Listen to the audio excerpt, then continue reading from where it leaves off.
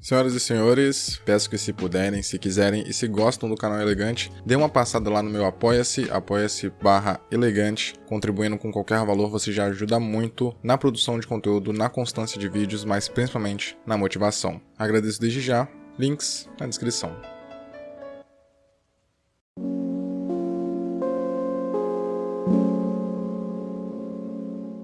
É bem compreensível as pessoas, de modo geral, terem uma noção bem específica, não só do Adam Sandler, mas dos filmes dele. Afinal, esse foi o rumo que o ator escolheu para sua carreira. Ele fez suas escolhas e, para ele, isso funcionou. Para ele era interessante. E tem sido desde então. Mas nem todos os seus filmes, na verdade, praticamente a maioria deles, não são memoráveis pelo seu belo roteiro, pela sua ótima direção, pelas excelentes piadas, enfim. A maioria de seus filmes acabam sendo medíocres, mas não necessariamente de uma forma pejorativa. Medíocres no sentido de não ter muita originalidade, de ser mediano até ao pé da letra mesmo da expressão. E quando essa é justamente a proposta, não existe um problema de fato, pois está atendendo justamente aquilo que a obra se propõe. Mas especialmente no caso de Click, e particularmente falando, eu acredito que esse filme ele seja diferente, por mais igual que ele seja aos seus outros trabalhos, mas eu consigo ver algo a mais, algo mais especial nesse filme e na maneira como ele aborda a sua própria mensagem,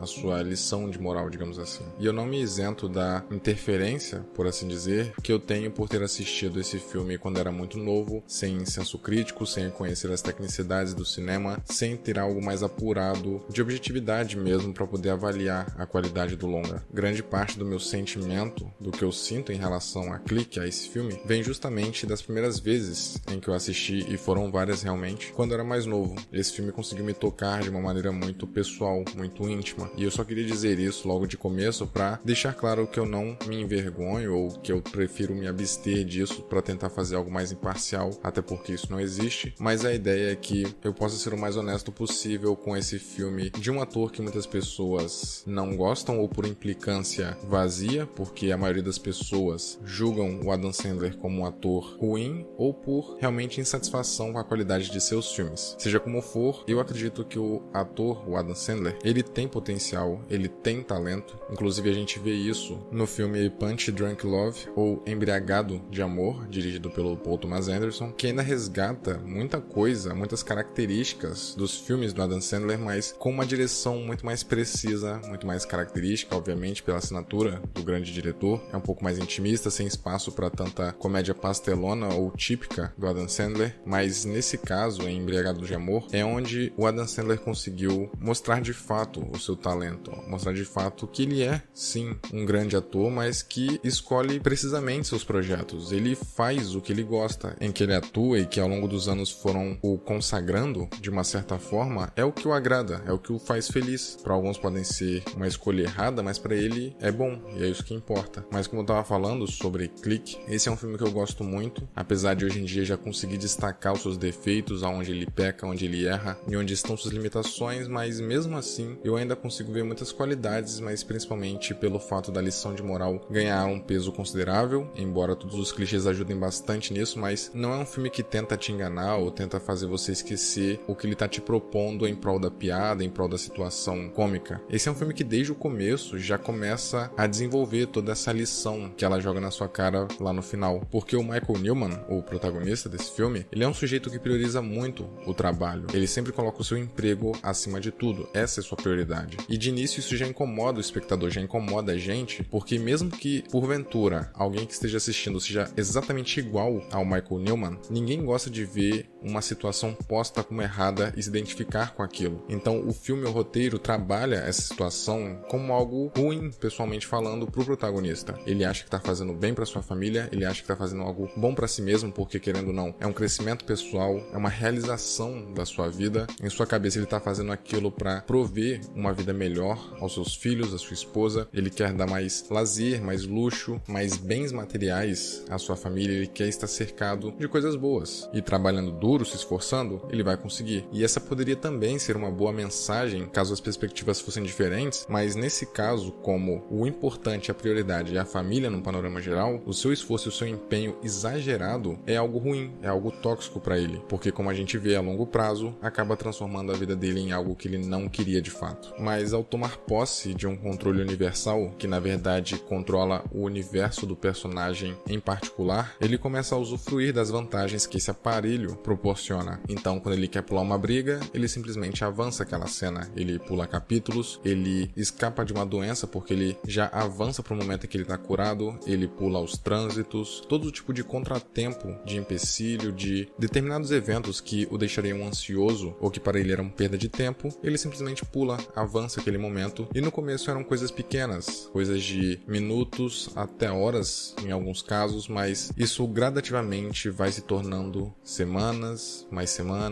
meses, até chegar no primeiro baque, que é quando ele avança um ano até a sua então desejada promoção. E esse talvez seja um primeiro ponto a se destacar, porque o personagem do Adam Sandler é um sujeito que, como eu falei, se empenha muito, trabalha bastante, se esforça, mas nunca é reconhecido. E esse é basicamente o primeiro passo, na verdade, o primeiro sinal de que ele devia maneirar mais naquilo que ele fazia. Porque fica claro que todo o seu empenho, toda a sua dedicação, não era exatamente para ele se sentir realizado, não era exatamente para ele se sentir um grande homem, um grande profissional, era para agradar seu chefe e assim conseguir sua promoção. Na sua cabeça, isso valia a pena, mas só pela maneira como ele era tratado, mesmo que o chefe dele não necessariamente o maltratasse, mas o negligenciava, digamos assim, para ele ainda funcionava. Aquilo era algo que valia a pena esperar, valia a pena passar por todas aquelas frustrações, porque no final ele teria o que sempre sonhou, sempre almejou. E é lógico que o fato do chefe dele ser praticamente um babaca, um cara que aparenta não ligar para muita coisa, apesar de ter um certo foco no seu trabalho, mas parecer viver no mundo da lua, é um alívio cômico, é um aspecto para deixar toda a situação muito mais engraçada, mas ajuda muito na nossa concepção do protagonista, porque a gente vê que mesmo que não consiga assumir, mesmo que ele não queira assumir isso para si, a sua prioridade é agradar seu chefe e não, por exemplo, sua esposa ou sua família. Mas como eu tava falando, depois de pular um ano até sua promoção, é quando o Michael Newman ele tem seu primeiro choque, seu primeiro abalo de realidade, porque ele não queria perder um ano inteiro. E é essa palavra, perder, porque por mais que ele tenha ficado no piloto automático durante todo esse tempo, o personagem que a gente acompanha passou direto por tudo aquilo. Ele não tem nem memórias do que aconteceu. Então tudo pra ele é novo. É praticamente como se ele estivesse assistindo um filme e avançando realmente. Naquele momento ele já se tornou um espectador, assim como nós. Então ao mesmo tempo em que a gente descobre o que mudou na sua vida, ele também descobre. Isso já começa a ser angustiante, porque a gente percebe que o personagem no piloto automático do Michael Newman não é um sujeito que foi afetado pelas frustrações ou pelo medo de perder sua vida por causa do controle. Ele é um sujeito que continua a vida como se não tivesse tido a epifania com o controle, como se não tivesse percebido eventualmente que a vida vale a pena ser vivida apesar dos pesares. Então, aquele sujeito que está no piloto automático continua sendo egoísta, continua sendo egocêntrico, não valoriza as pequenas coisas e gradativamente vai perdendo tudo aquilo que deveria ser prioridade na sua vida. Mas o único que toma ciência disso é justamente o Michael Newman que a gente acompanha, aquele que tem o controle. E é muito irônico isso, porque o principal Michael Newman, aquele que tem o controle literalmente da sua vida, não consegue controlar nada. Ele perde o poder de tomar suas decisões. Ele simplesmente passa a ver tudo aquilo acontecendo, baseado em ações que ele tomaria, mas por ter noção do que está acontecendo, por conseguir ver isso de uma perspectiva diferente, ou seja, de fora, ele percebe que não deveria tomar tais decisões, porque simplesmente o levaria para um futuro que ele detestaria, onde ele perderia tudo, onde ele morreria sozinho. Só que quando ele percebe isso, quando ele tenta reverter isso, já é tarde demais, porque o controle tem memória. Então todas as decisões que ele tomou, todas as coisas que ele pulou, todos os detalhes que ele perdeu, vão se repetir ao longo das vezes em que isso for acontecendo. Então toda vez que ele for brigar, toda vez que ele for transar, toda vez que ele for pegar trânsito, o controle vai avançar sozinho, porque o Michael Newman já tinha feito isso antes. Então o que eram semanas, meses, anos se tornaram décadas, se tornaram mais e mais anos, mais tempo perdido, mais vida passada diante dos olhos de uma forma muito brusca. Chega um momento em que o personagem simplesmente não sabe mais onde tá, não consegue nem mais esconder a sua confusão. Em um momento ele já tá no casamento do filho, em outro momento ele já tá divorciado, e tudo isso para mostrar o que ele perdeu, o que ele perderia por causa das suas prioridades desalinhadas ou invertidas. E toda essa construção da grande mensagem do filme, ela é realmente muito bem feita. Lógico que tem um ou outro momento ali que acaba sendo deslocado, porque o filme precisa ter a piada, precisa ter um momento galhofa para teoricamente fazer uma graça, possa ter humor, e não vou ser hipócrita, funciona em muitos casos, mas os momentos mais sutis, os momentos mais leves são os que mais funcionam de fato. Quando é muito galhofa, quando é muito forçado, tira um pouco do drama que o filme tá construindo desde o começo realmente. Chega um momento em que você tá muito angustiado pela situação do personagem onde ele se encontra, porque aquela altura parece irreversível, parece que não tem mais nada a ser feito a não se aceitar que a vida dele foi daquele jeito e que ele vai morrer cheio de arrependimentos, e mesmo assim o roteiro continua enfiando piadas que não cabem no momento. Mas isso é uma crítica pontual, com certeza o filme ficaria melhor sem esses momentos específicos, mas também não chega a ser algo que incomoda ao ponto de deturpar a grande lição que a gente acompanha durante toda a exibição. E no final é quando essa lição, justamente essa lição, fica muito mais clara e muito mais forte também. Porque, novamente, toda essa mensagem é construída durante todo o filme, desde o princípio. Mas no final, quando a gente começa a ver as coisas com mais clareza, na verdade com mais intensidade, porque com clareza a gente vê o filme inteiro, mas a partir de determinada revelação a gente começa a ter muito mais peso, muito mais drama nesses momentos, o personagem realmente começa a perder coisas, é quando a gente até perde um pouco das esperanças. A gente perde um pouco o chão, porque mesmo vendo como o personagem era no começo, mesmo vendo quem ele se tornou no futuro, a gente tem muita empatia pelo personagem, porque aquela mensagem já começou a tocar a gente num nível pessoal. Mesmo que a gente não tenha percebido, mesmo que a gente ache que tá só assistindo sem absorver nada, em determinado momento, e isso é pessoal pra cada um, essa mensagem começa a nos afetar